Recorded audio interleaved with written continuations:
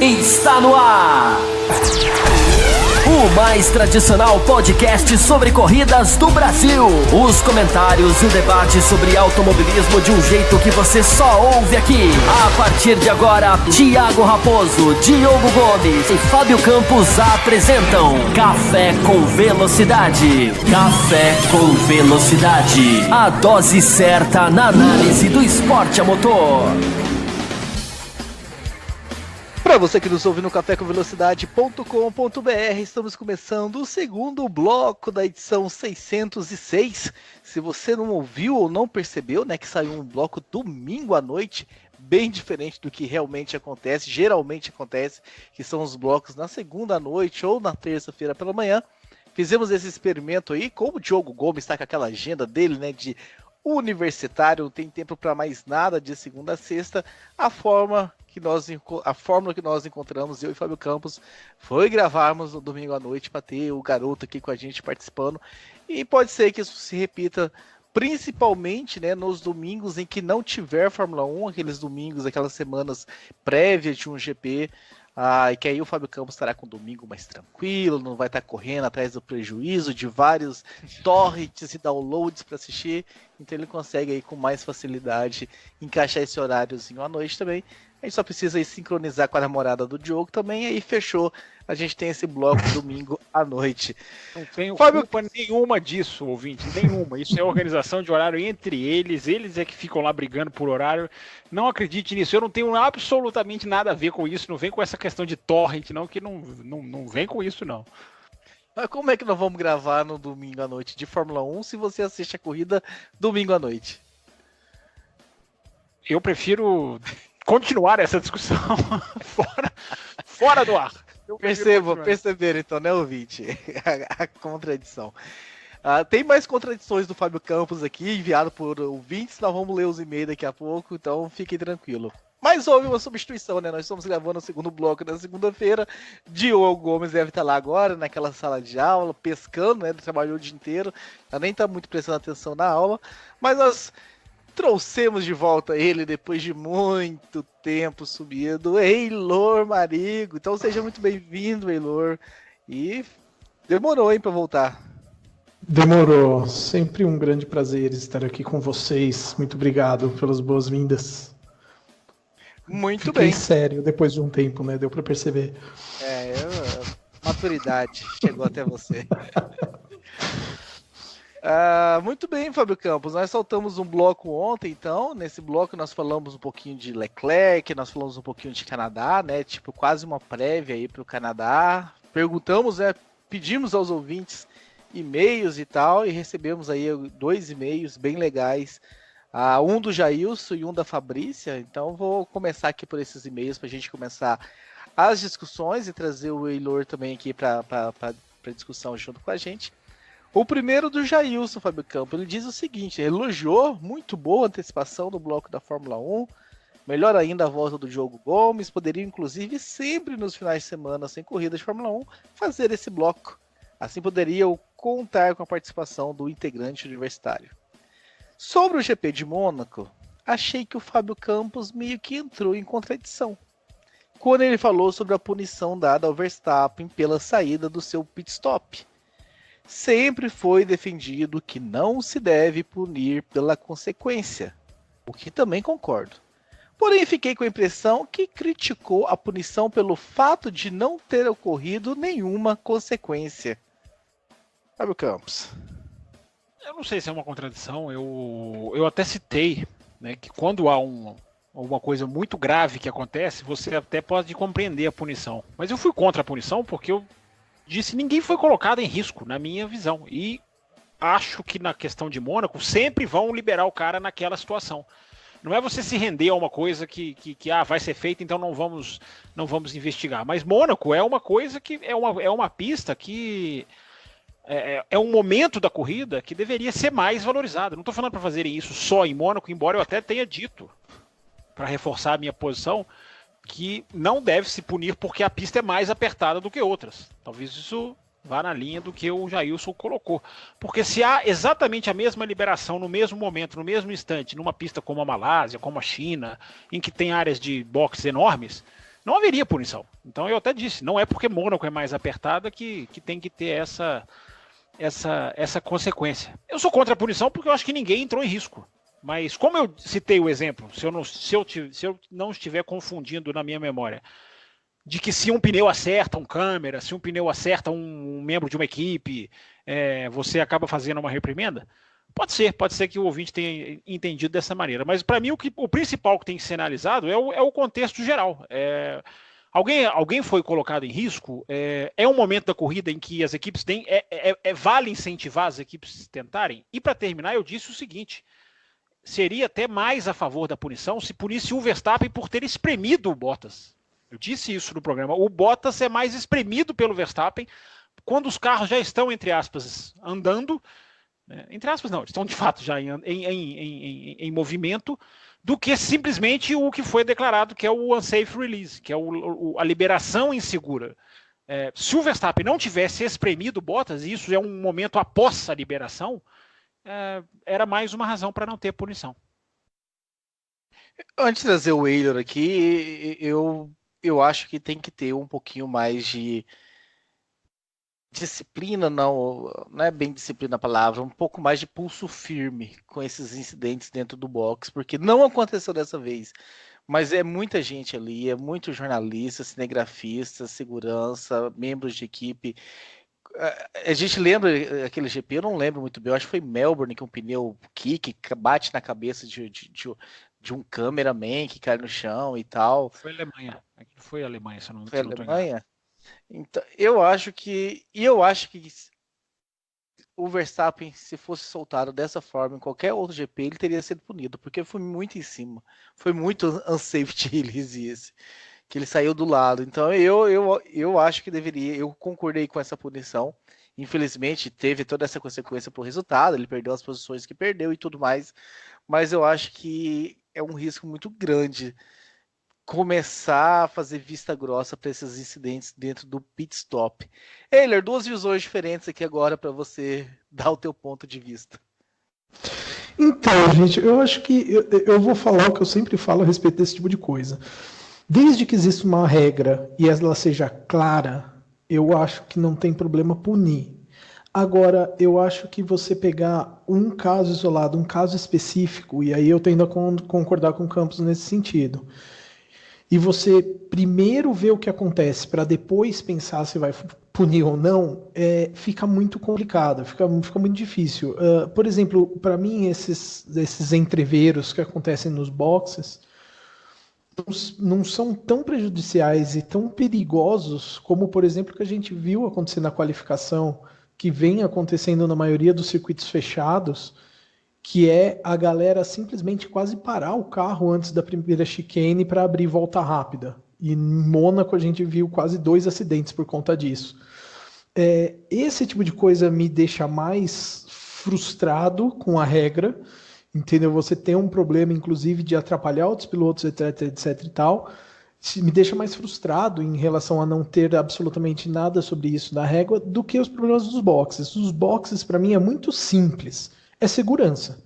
Lá você não tem só piloto dentro de carro, você não tem só guardrail, barreira e outros, sabe, você machucar um ao outro ali batendo o carro.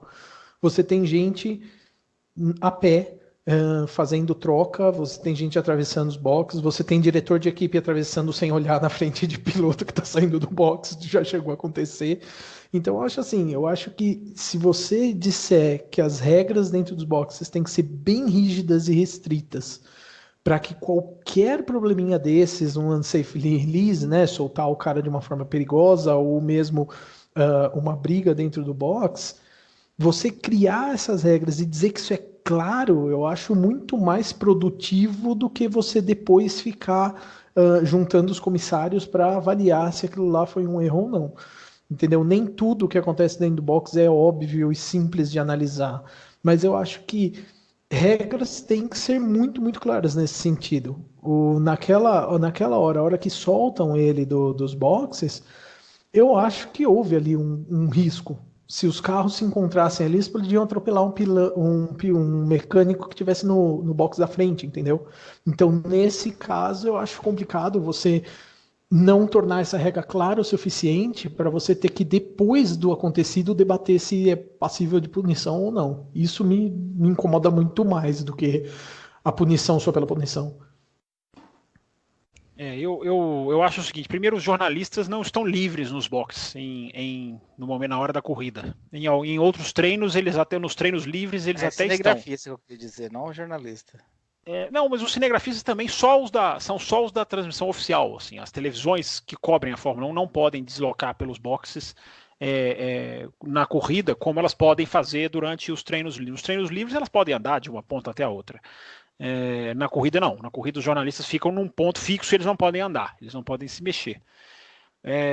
Eu acho, vou insistir na minha posição, acho que parada de boxe é um momento mais perigoso, sim. Envolve risco a pessoas, sim. Mas se elas existem, é um risco que tem que ser assumido. Não maximizado, mas ser assumido. Eu acho que concordar com essa punição é a gente estar se rendendo a esse pensamento da segurança máxima, de que não se pode mais ter nenhum tipo de perigo em lugar nenhum envolvendo uma corrida de automóvel. Muito mais perigoso do que aconteceu nos boxes, aconteceu dentro da pista. Porque, tudo bem, foi um erro. Que é o Sérgio Pérez praticamente quase atropelar um fiscal. Aquilo ali é muito mais perigoso. Aquilo é um erro. Mas aí o que veio de consequência daquele erro? Eu pergunto, cadê a imprensa envolvida na Fórmula 1 nessa hora? De ir lá questionar os caras, assim, qual foi o erro? Quem liberou esse cara? Por que liberou esse cara? Quem estava no comando disso? Qual foi a falha de comunicação? O que está sendo feito? Não vi uma matéria sobre isso, nenhuma matéria da imprensa que cobre a Fórmula 1. Essa questão de você só fazer barulho quando há uma morte, ela é típica, não vou dizer nem da imprensa, é do ser humano. O ser humano só costuma se chocar quando acontece o pior. O que aconteceu na pista em Mônaco, com o Sérgio Pérez e o fiscal, era para virar capa de site, capa de jornal, capa de matéria, pelo menos das revistas especializadas em Fórmula 1. Porque se ele tivesse morrido, aquele fiscal, e ele passou muito perto, ele teve a vida muito, muito, muito, muito posta em risco, aquilo tem que virar um motivo de questionamento. Eu acho que a gente está se acostumando muito com esse pensamento FIA de que, nossa, mas pode acontecer nos boxes. Não aconteceu nada. O ouvinte pode até dizer que é uma questão de consequência ou não, mas é um risco que tem que ser assumido. E se tem mais gente envolvida ali, que se tire as pessoas. Se há mais gente que não tem que estar ali, essas pessoas têm que sair. E não as trocas de pneus têm que ser mais rigorosas ou menos imprevisíveis, porque envolve o cinegrafista ou o filho do patrocinador que está ali no box. Isso tem que ser muito bem colocado, porque está se desperdiçando, principalmente no caso de Mônaco. Está se jogando fora um momento da corrida, porque queria que o cara tivesse a prudência. Se ele tivesse tido a prudência, não ia mudar nada, não ia ter tido nenhuma tentativa de troca de posição.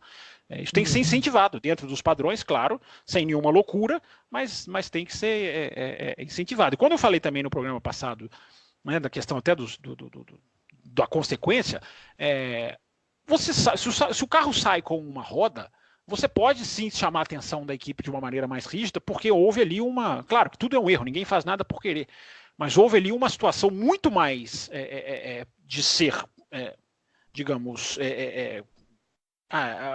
corrigida do que uma liberação. Liberação do carro é relativa de pista para pista, isso é que é estranho. Um carro sair com uma roda solta, talvez eu entenda a punição do que um mecânico que levanta para tentar ganhar uma posição. E ele não vai. É difícil você calcular por quantos milímetros você vai soltar, ele vai voltar um pouco na frente, ele não vai voltar. Isso é tudo muito, muito complexo para se punir, na minha visão. Tem um detalhe que eu acho interessante também, outras categorias que permitem a briga dentro dos boxes, algumas inclusive permitem que os carros saiam lado a lado, elas correm em circuitos em que os boxes comportam isso, né? Eu acho que essa questão de segurança da Fórmula 1 para esses circuitos que são mais tradicionais, são mais, vamos dizer, até mesmo antigos, como o circuito de Mônaco, eu acho que você realmente então aumenta a segurança fazendo, sei lá, alguma forma de proteção que... Mas eles já fazem. Mônaco tem uma velocidade de boxe menor do que a das outras. Menor, ou seja, menor, isso era para ser um atenuante. Ou seja, há ali menos riscos teoricamente, né? Porque o carro está até mais lento. Uhum. Não, nisso eu acho que você está certo, mas eu acho que assim, já que em circuitos que acontecem dessa forma, libera a briga dentro dos boxes, mas faz de alguma forma, por exemplo, imediatamente após a troca do pneu daquele piloto, o pessoal da equipe de boxe tem X segundos para estar dentro da área do box, entendeu? E não ali na área da troca. Sei lá, dá um Como a NASCAR jeito de faz. você. A NASCAR faz isso. Exatamente. Ela impede o mecânico de pular o muro antes, né?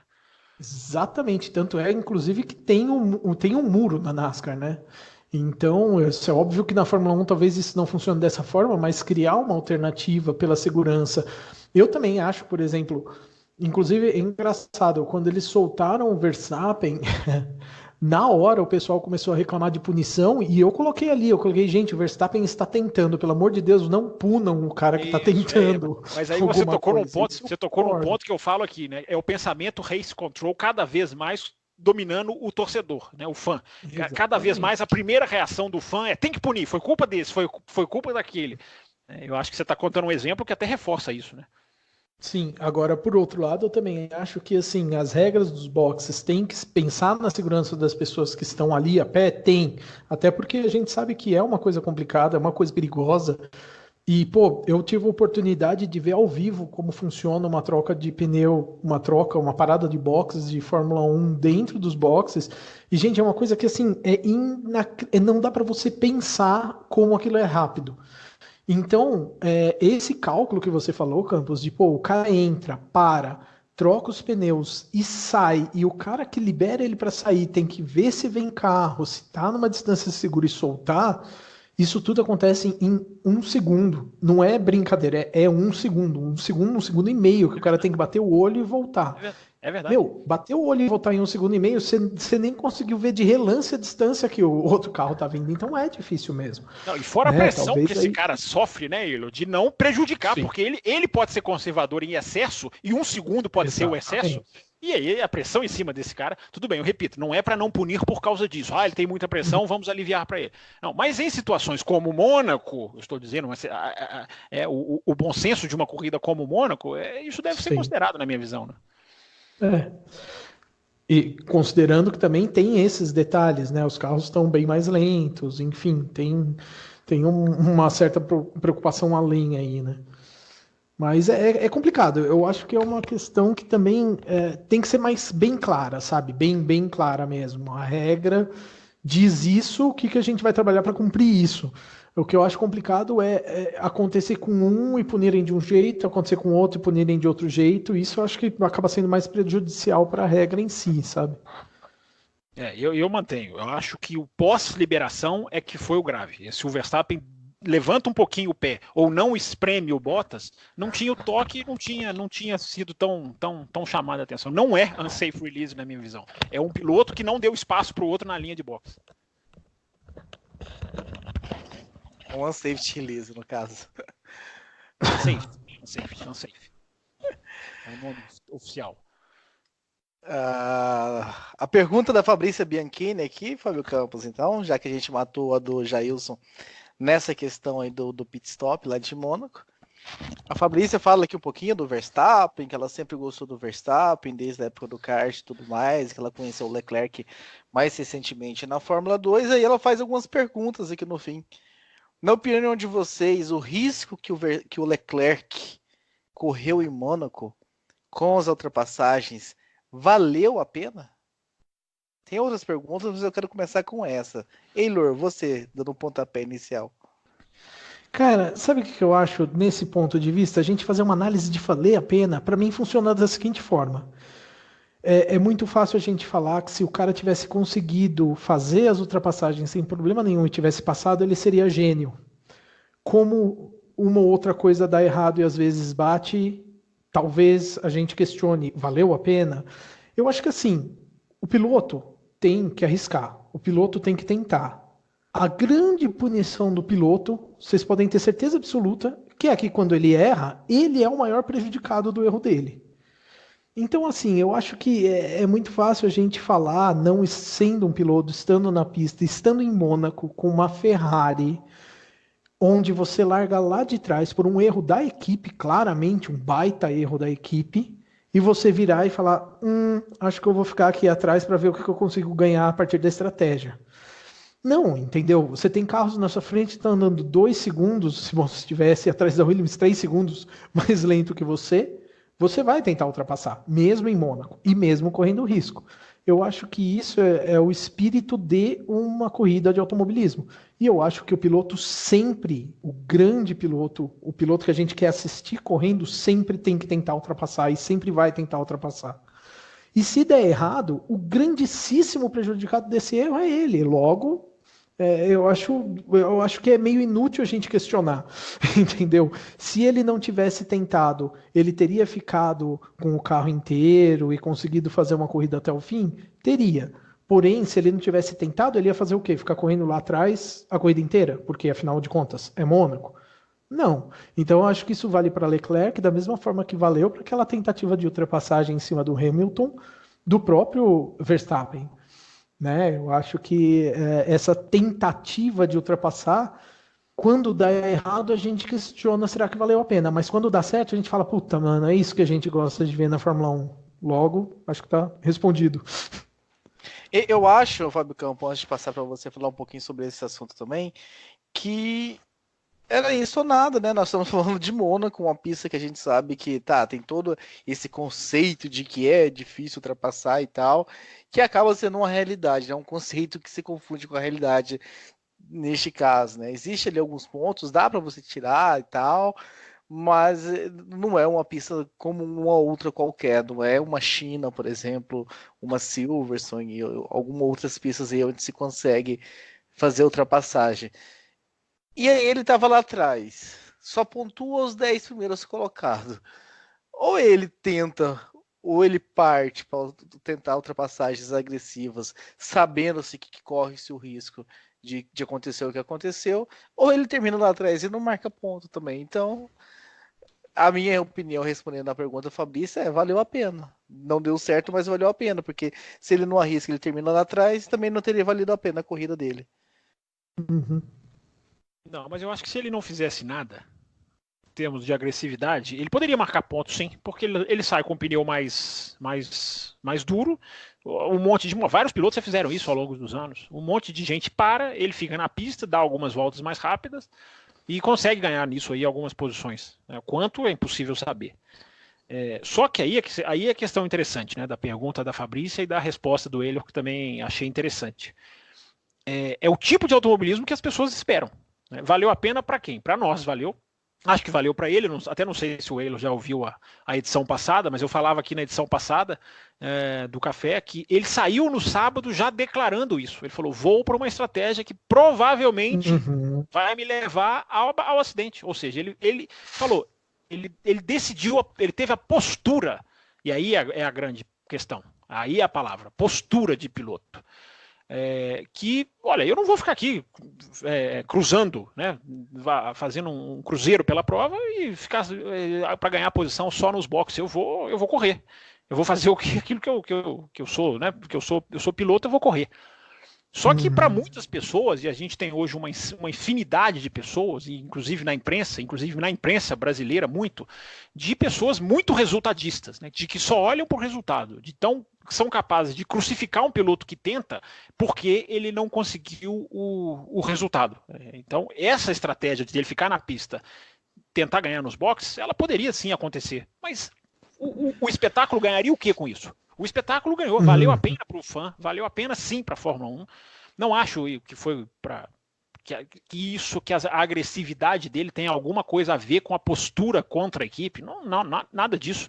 Né? Acho que em Mônaco a equipe sabe muito bem das dificuldades e duvido que a equipe fale para o piloto, não faça nada, fique aí. O cara tem que tentar, ou nessa maneira que eu citei, via pneus, ou por essa maneira mais agressiva. E ele tanto foi prudente. Oi, pode falar, Yuri. Pode dizer. Não, só ia falar que contra a equipe não, mas contra a posição em que a equipe colocou ele na corrida, né? Lá para trás. Que é a segunda pergunta da Fabrícia. A Fabrícia pergunta, valeu a pena? E depois ela emenda. Foi para não baixar a cabeça para a equipe? Não, foi para não baixar a cabeça para derrota, não foi para a equipe. Ele não declarou nada, ele não é possível que a gente vai chegar num momento em que ultrapassar, ir para cima é uma atitude contra a equipe, né? Se a gente já tiver chegado nesse ponto, eu acho que foi uma coisa assim, vou tentar salvar o problema. Ele ficou insatisfeitíssimo, né? Eu acho que a imagem dele saindo do carro no sábado diz tudo, né? Ele vai lá no engenheiro e fala assim, você vê que a cara dele é assim, o que é isso, gente? O que vocês fizeram? Ele não sai com aquela carinha assim de, vamos tentar na próxima. Acontece. Não, ele saiu claramente demonstrando, né, e deu as entrevistas depois para as televisões internacionais dizendo, olha, não justifica, nada justifica. Ele foi muito claro quando ele falou isso, nada justifica. A gente tinha tempo, ele falou, a gente tinha tempo para pensar, a gente tinha tempo para decidir, a gente teve tempo. E ele usou a palavra que é forte, nada justifica. Talvez nas entrevistas, Fabrício, ele tenha sido mais, digamos, agressivo contra o que aconteceu. Agora, na corrida, não. A corrida ele vai para cima, não é para ir contra a equipe. Ele vai para cima para salvar ele, a equipe, enfim, tentar salvar o final de semana. A decisão que eu acho a mais correta. E tanto ele foi prudente, como o Eilon falou, que ele bate no muro da Rascasse para não tocar o Hülkenberg. Eu vi jornalista escrevendo que o toque com o Hülkenberg o tirou da prova. Não, os carros não se tocam. Os carros não. Ele joga no muro ali até para tentar justamente não pegar o carro e não pega mesmo. Então a roda quebra, enfim, o chassi quebra pela pegada no muro, pela batida no muro. Então ele não foi imprudente, ele foi com tudo. E é bom a gente ver piloto ir com tudo, né? Só para terminar. O final de semana passado foi pródigo. A gente viu 4 pilotos, a gente pode até colocar 2 na Fórmula 1 e 2 na Fórmula Indy, que salvaram o final de semana pela postura que tiveram, pela postura de pilotos. É a palavra que eu sublinho mais uma vez. O Rossi e o Pagenaud em Indianápolis, o Verstappen, e o Verstappen teve uma manobra, mas é uma manobra que, poxa, tinha que acontecer como ele falou. O cara tem que tentar. É muito legal quando o cara tenta. Então a gente teve 2 exemplos, 2 na Indy e 2 na Fórmula 1, de espírito de pilotagem, o que é, na minha visão, algo que faz bem para o automobilismo, independente da consequência. E tem um detalhe também que eu acho que a gente discute o piloto, não querendo falar aqui do momento psicológico do piloto, como o pessoal sempre fala, mas quando a gente fala de piloto, já mais de uma vez eu ouvi pilotos em situações semelhantes ao que aconteceu com o Leclerc falando a mesma coisa. Falando, gente, sábado a qualificação foi isso. Domingo a história é totalmente outra. Domingo você reseta a sua cabeça e é dia de corrida. Você esquece que você errou, você esquece que a equipe errou, você esquece absolutamente tudo. E eu tenho absoluta certeza que um piloto que é o cara que está dirigindo o carro e comete erros, tem absoluta certeza também de que a equipe também é passível de erro. Então, sábado, ele desceu do carro, tava puto, dava pra ver na cara dele, ele falando com a imprensa, desolado, bravo, falando com o mecanismo, não sei o quê. Pode ter certeza que no domingo ele sentou a bunda no cockpit e, hoje é corrida, hoje eu tenho que fazer o meu, entendeu? Então, até porque todos os pilotos falam, você se concentra tanto que você esquece absolutamente todo o resto desse inteirinho. Então, acho que domingo de corrida não foi para mostrar para a equipe, mas foi a equipe tendo colocado ele naquela posição, ele tem que fazer o dele para tentar recuperar. Então, eu acho que é super válido um piloto tentar ultrapassar e fazer o que é possível fazer.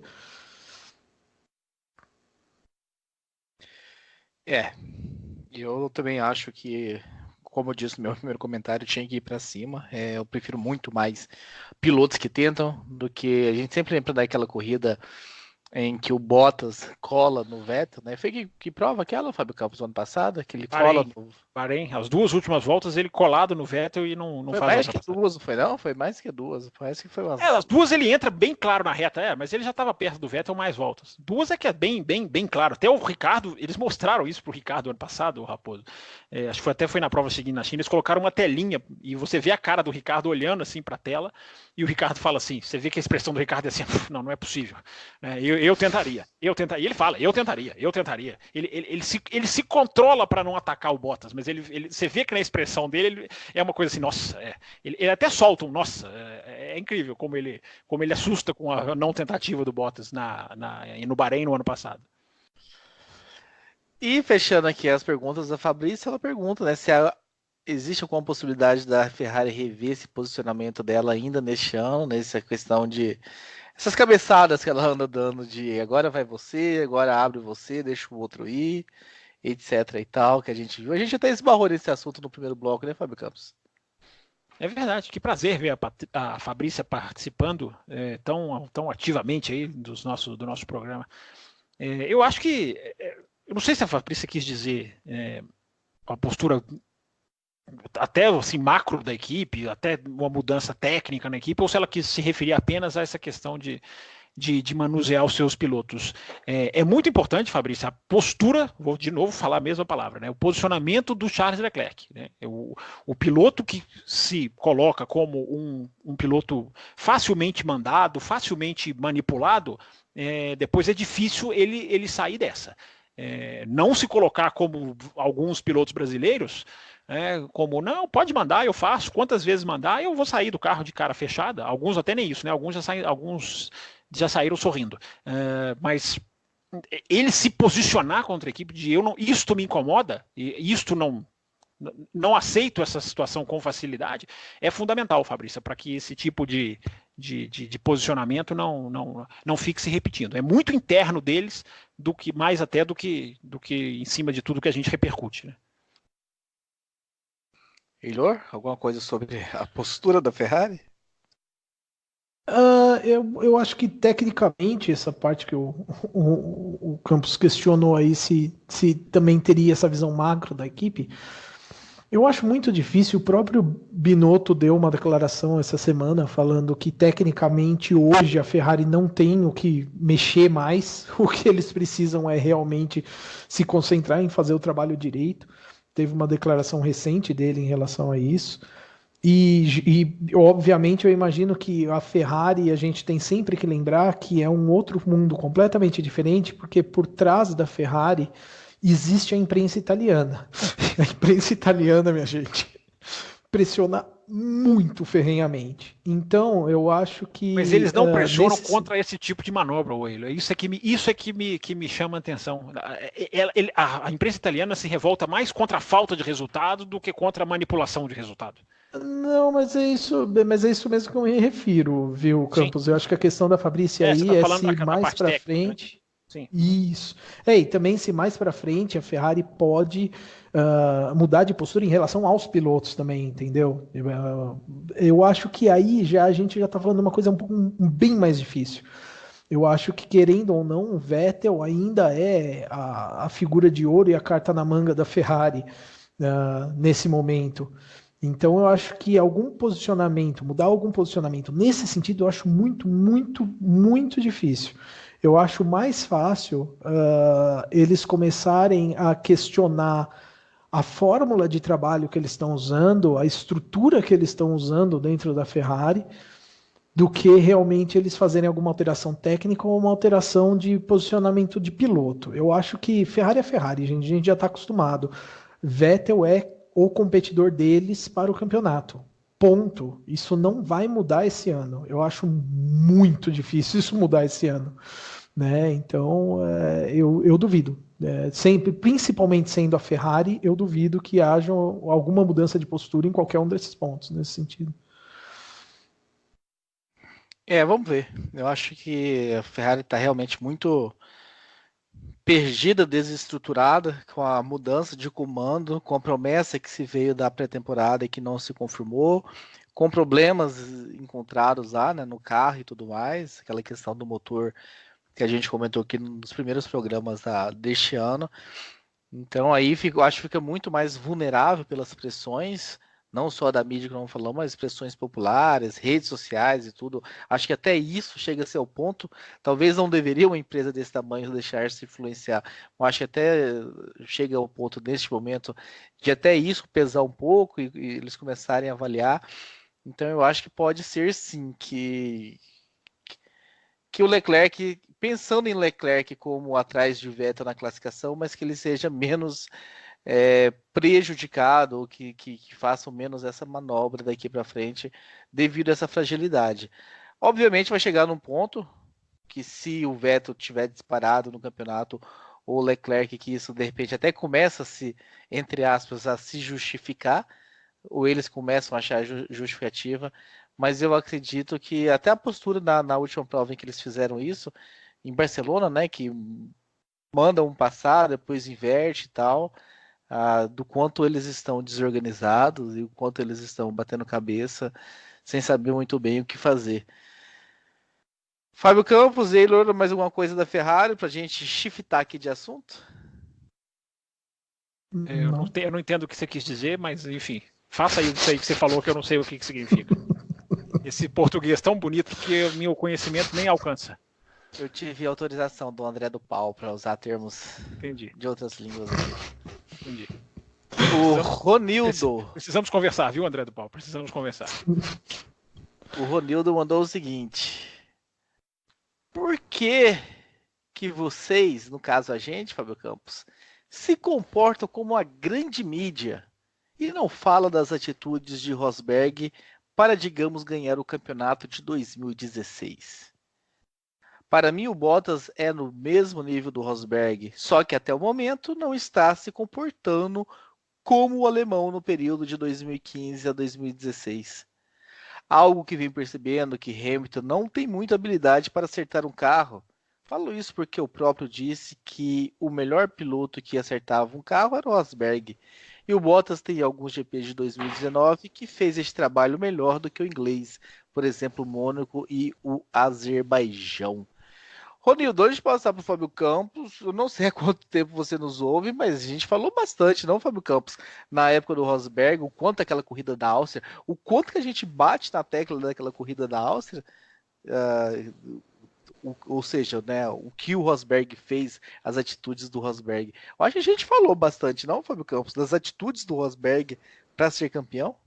Sem dúvida, nós já falamos aqui várias vezes no café de que ele... De um pós-Singapura, em que ele quis ficar 2 dias a mais na cidade com seus engenheiros. A gente já falou aqui de que ele até ajuda psicológica ele pediu para tentar enfrentar o Hamilton naquela questão. A gente já falou várias vezes aqui de como aquilo foi tão desgastante para ele que ele, né, é claro que ele é nítido e claro que aquilo ali fez com que ele abandonasse a Fórmula 1 após o título.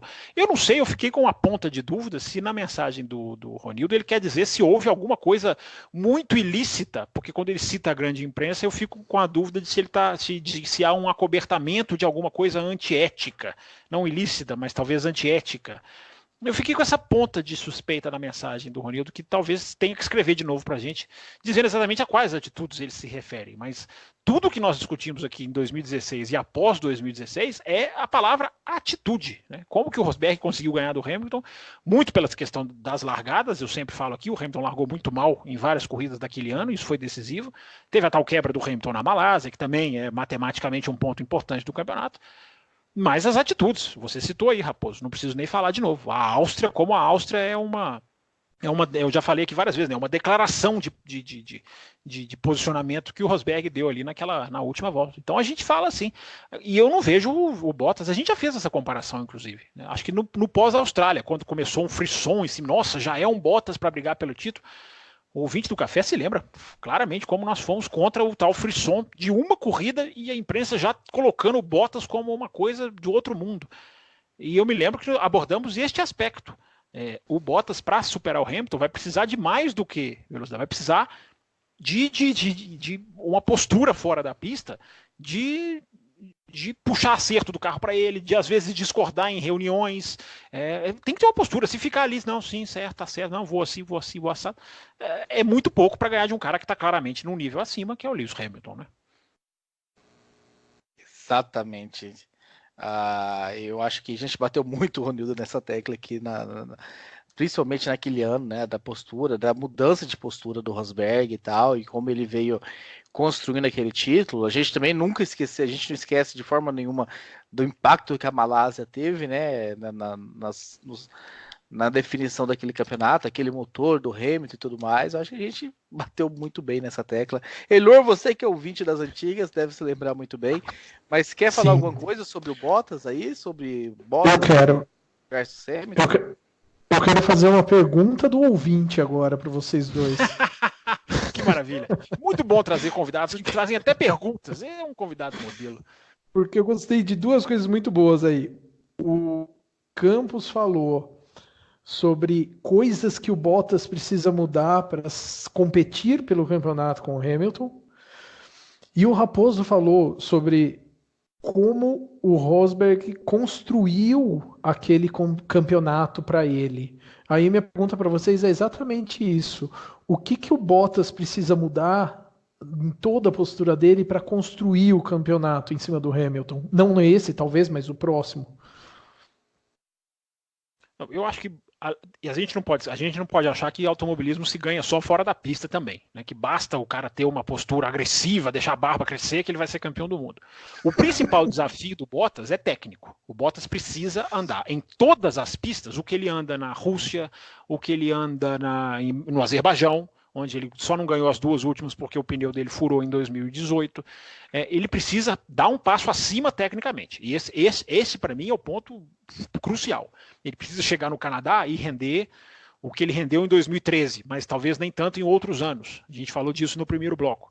Ele precisa chegar em Silverstone e conseguir encarar o Hamilton. Ele precisa chegar em Singapura e fazer uma classificação milagrosa. Ele sabe aonde mirar. Se ele sentar e fazer uma planilha com os engenheiros dele, ele vai saber exatamente aonde ele tem que mirar, porque a equipe sabe onde o Hamilton é muito forte. Então, esse é o primeiro ponto, é técnico. Né? Porque senão a gente às vezes passa uma imagem aqui de que não, é só a postura e por isso que ele perde. Não. Acima de tudo, ele precisa dar um passo acima técnico, porque para ganhar do Hamilton é um pouco do que a gente vê na MotoGP, né? A gente vê a distância de regularidade e talento que um tem para os outros. E o Hamilton tem o talento que ele consegue aplicar em praticamente todas as pistas. Praticamente todas, talvez seja até um exagero, mas na maioria das pistas. Tanto que ele tem vitória em todas, né? É o único piloto que tem vitória em todas, porque já pegou a vitória em Paul Ricard no ano passado. Ou seja, não tem lugar no calendário onde ele não tenha vitórias. Dito isso, aí você passa para um complemento que pode ser decisivo na hora H ou em um determinado momento do campeonato, que é sim você ter uma postura diante da equipe. Olha, quero que trabalhem para mim, olha, se esse engenheiro aqui não está bem, eu quero outro. Já até trocaram esse ano, né? E fez muito bem a troca de engenheiros. Então, você se posiciona ali dentro da equipe contra coisas que você não concorda, você puxa a equipe tecnicamente para o seu lado, né? Você faz aquela questão de dividir dados ou não, tentar esconder, porque às vezes o piloto tenta, mesmo com todas as informações, tem acerto que o cara coloca na hora H, o que ele tenta na hora, enfim, é o jogo lá de dentro do box que é super difícil a gente tentar acertar daqui de longe, mas isso é um complemento. Dar um passo acima tecnicamente em certas pistas é para mim o crucial. Legal. Concordo com o senhor, Fábio Campos. Concordo com o senhor. Que é raro, né, de acontecer, mas dessa vez eu sou obrigado a concordar com o senhor. Fazer o quê?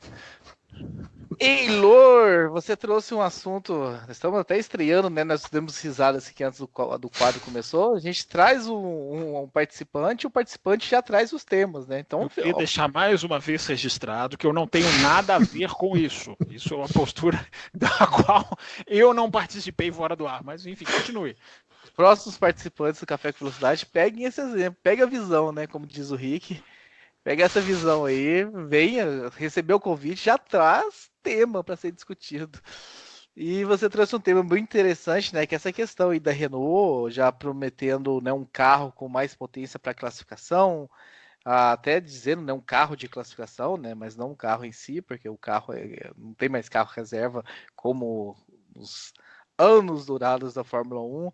Mas essa maior potência, né? Coisa que a Mercedes e a Ferrari já desfrutam há algum tempo, daquela potência extra que dão no Q3, principalmente, vai atrás da pole position. E a Renault amargando aí alguns maus resultados no sábado, né? Largando um pouco mais de trás, o que torna a vida mais difícil, tem que vir todo construindo uma corrida de recuperação e tudo mais. E a Renault prometendo trabalhar em cima disso, parece que para Paul Ricard já vem, né? Isso aí, Eilor?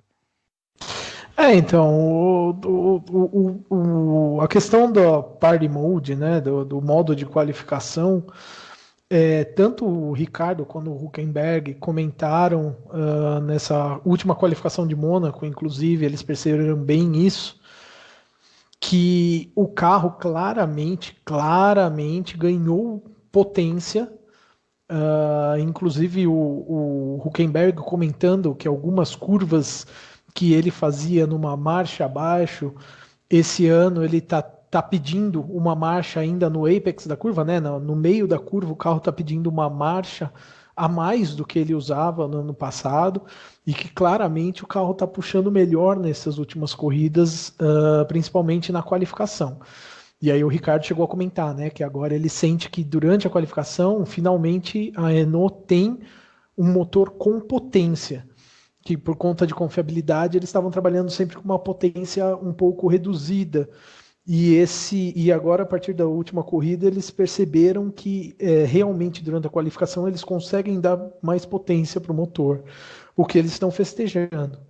Só que, junto com essa declaração, veio esse comentário do Cyril Abiteboul, né, que é o cara da Renault, comentou aí para Autosport essa semana que a Renault está pensando seriamente em criar os seus carros para as próximas temporadas para a qualificação em detrimento à corrida, né? Que o carro, ele falou que nos últimos anos é muito claro que você tem que escolher criar um carro mais equilibrado para a corrida, para consumir menos pneu, para você conseguir ter uma corrida longa com um carro mais confiável e mais, como é que vamos dizer, mais estável do que um carro rápido para qualificação. Só que a Renault chegou a cogitar agora que na Fórmula 1 atual, por conta dos problemas de ultrapassagem, de desgaste de pneu, talvez seja mais negócio largar um pouco mais na frente, ou seja, uma qualificação mais forte,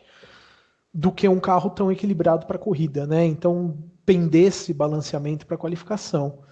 Essas duas coisas são muito interessantes, né? Porque primeiro a gente tem essa questão do modo de qualificação dos carros, né? Essa potência a mais, essa entrega a mais do motor, que é uma coisa que eu acho que até se questiona muito pouco isso na mídia, porque se a gente for parar para pensar, obviamente as equipes que têm um motor melhor de mais rendimento e de alta confiabilidade, como Mercedes, como Ferrari, obviamente conseguem entregar uma potência maior na qualificação em detrimento de outras, que aliás claramente ficam para trás, segundos para trás, né?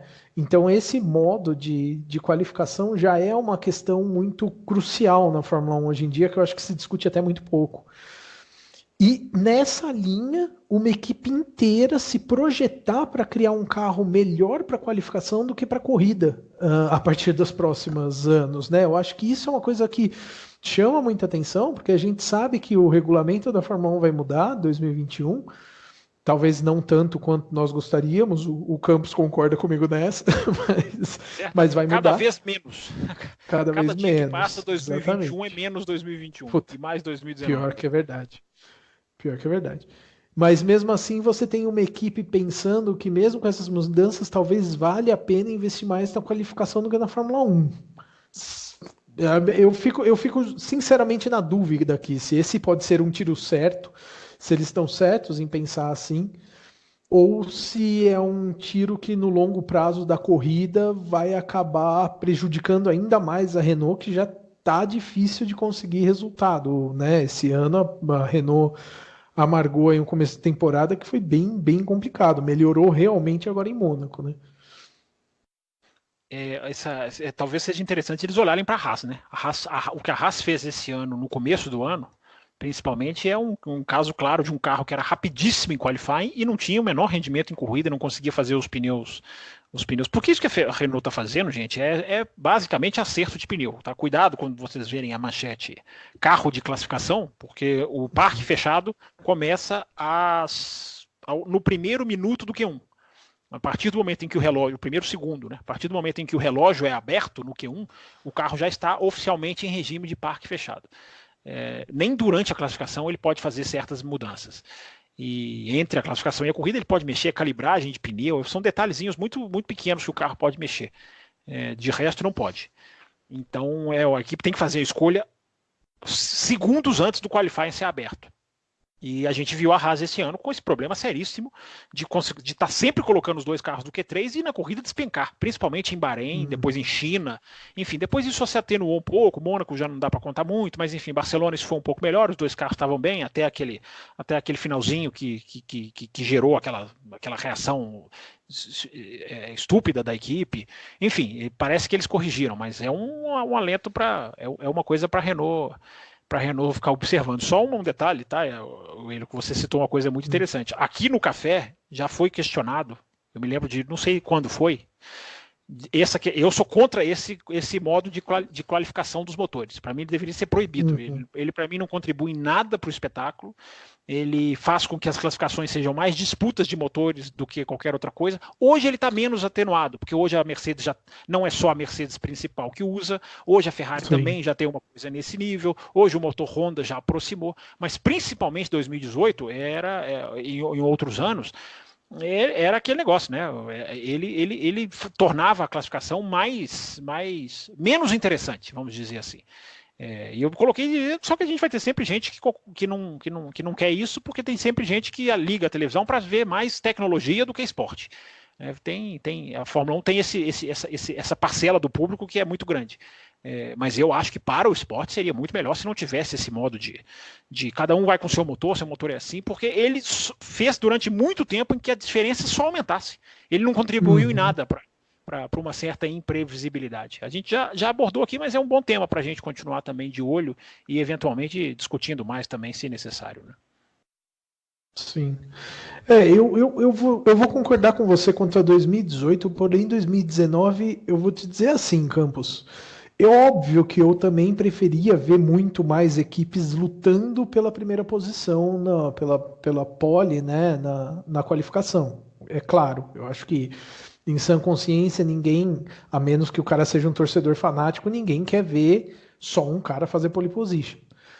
Porém, por outro lado, eu acho que esse ano as disputas pela pole position dos últimos minutos do Q3 estão muito interessantes, porque a gente vê alguns pilotos, e aí a gente não está falando mais de um só, inclusive a gente teve aí essa briga por pole position interna na Mercedes, mas a gente também teve momentos de final de, principalmente Q3, mas de final de Q2 e Q3, onde a gente via o próprio Leclerc ou o próprio Vettel encaixarem a volta perfeita, aquela volta que bate todo mundo, não por nada, mas bate todo mundo porque o cara encaixou a perfeição naquela volta. Sim. Eles fizeram a primeira fila, a Ferrari fez a primeira fila no Bahrein, né? É fácil de se esquecer, exatamente. Mas eles fizeram. E isso eu acho sensacional. Sinceramente, isso sim, em 2019, me deu um pouco mais de tesão de ver qualificação. Isso eu acho legal pra caramba. Do ano anterior para cá, não, do ano anterior para trás. Sim. Mas eu te faço uma pergunta, uma dúvida. Será que se não houvesse os quali modes, será que a Honda não teria mais chance, a Red Bull não beliscaria mais primeiras filas? Então, aí é que tá, Campos, no campo das teorias, sim. É uma dúvida. Inclusive, eu gostaria mais. Sim. Eu gostaria mais de ver outras equipes lutando por isso, como eu tinha comentado, mas pelo menos esse ano não tá aquela coisa monótona do Hamilton encaixar uma volta, como você falou, 1 segundo mais rápido que os outros e fim. Né? Eu acho que pelo menos esse ano nós temos ali 2, 3 e às vezes o Verstappen consegue encaixar uma volta espetacular também, se enfiar ali no meio das equipes. O Bottas está classificando muito melhor esse ano, ele fez 3 poles seguidas. Exatamente. Pelo menos eu acho que isso tá divertido de ver. E outra, né? Fórmula 1, eu sou um dos caras que gosta muito da tecnologia da Fórmula 1, gosto muito de acompanhar, eu gosto muito da Fórmula 1 por isso também. Mas eu acho que uma das coisas mais impressionantes que você pode ver na Fórmula 1 é um piloto encaixar uma volta perfeita na qualificação. Isso, sem dúvida. Adoro isso. É o Hamilton em Singapura o ano passado. Né? É o Hamilton em Singapura. É a volta mágica que você fala assim, que é isso que esse cara fez aqui? Né? Exatamente. Pelo menos eu acho que a Renault se igualando, tendo essa condição, já é... Eu concordo com o Campos. Talvez o ideal fosse que nenhuma delas tivessem. Mas já que a Mercedes tem, já que a Ferrari tem, eu acho bem saudável que a Renault corra atrás desse prejuízo, né? O que não poderia acontecer é os pilotos da Renault tomando todo esse prejuízo. Quando eu falo os pilotos da Renault, os pilotos com motor Renault, né? Não da equipe Renault, tomando esse prejuízo quando chega na hora H, quando chega no Q3, quando eles conseguem passar para o Q3. Os pilotos da McLaren, por exemplo, que estão aí figurando ultimamente no Q3, chega lá e amarga, né? Oitava, nona, 10ª colocação. Um dos motivos porque eles não têm essa potência extra para usar enquanto todas as outras estão usando. Então, já que o jogo é assim, já que é assim que se dança, que a banda toca, então vamos dançar a música como a banda toca. Então, que seja assim. Legal que demorou, né? Demorou para uma empresa gigantesca como essa, fornecedora de motor, tá fornecendo isso, tá conseguindo correr atrás do prejuízo, mas antes tarde do que nunca.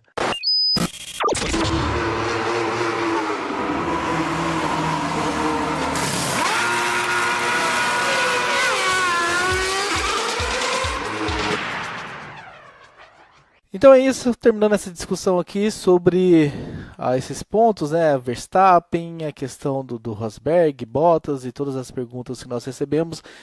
Vamos ter um terceiro bloco, né? Tem mais um assunto aí que ficou guardado na manga pra gente fazer no terceiro bloco, então não percam tempo, já cliquem lá, já comecem a ouvir.